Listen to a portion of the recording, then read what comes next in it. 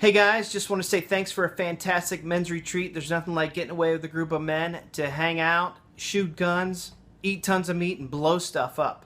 But we also got to hear some very significant things from Sean Whiteneck.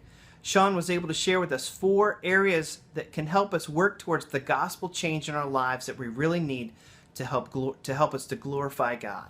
Those were promises, priorities, a purpose statement, and practices that we can utilize in our lives to work towards that change. So I want you to think about 2 different things as takeaways from the weekend. The first is that workbook. I want you to go back and go through that workbook and go back over some of the stuff that you learned and some of the stuff that you wrote down. And of course you had that yellow card that you were supposed to sort of summarize your promises, your priorities, your purpose statement, and the practices or the rituals that you want to develop into your life. So I want you to go back and think about those and begin to put those into practice. So I'm going to give you a little insight into my life and share with you my purpose statement, at least the first shot that I had at this weekend at one area being self-control that I want to try to work on in the next few months. So here goes. For me personally, I'm going to work on the area of self-control. So here's my first shot at my vision statement. I'm able to change and become more self-controlled because I'm empowered by God through the grace of Christ in my life. I want to be satisfied in Christ alone and not in fleshly desires. Therefore, I will seek the power of Christ living in me to be self-controlled. And so there are 3 key passages that I'm going to meditate on. Romans 8, 1-17, Titus 2, 11-14, and of course 2 Timothy 1, 7, which we talked about on the weekend.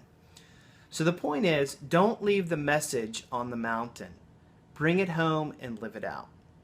The second thing I want you to think about is, so the first thing was the workbook. Go back through that, work on it, take some time to go through it. But the second thing is simply this: get into a small group.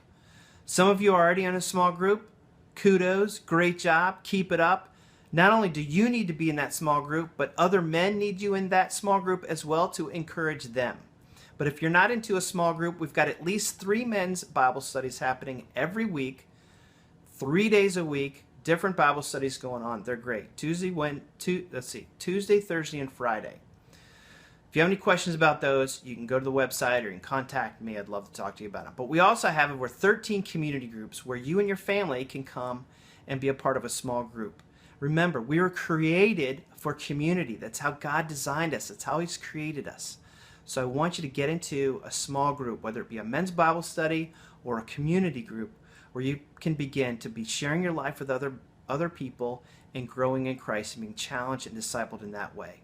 So those are the 2 things. If you have any questions or would like to follow up with me one-on-one, I would love it. Just give me a call. Well, I hope this helps, and I hope you're encouraged. I know I was. So have a great day enjoying God. We'll see you later.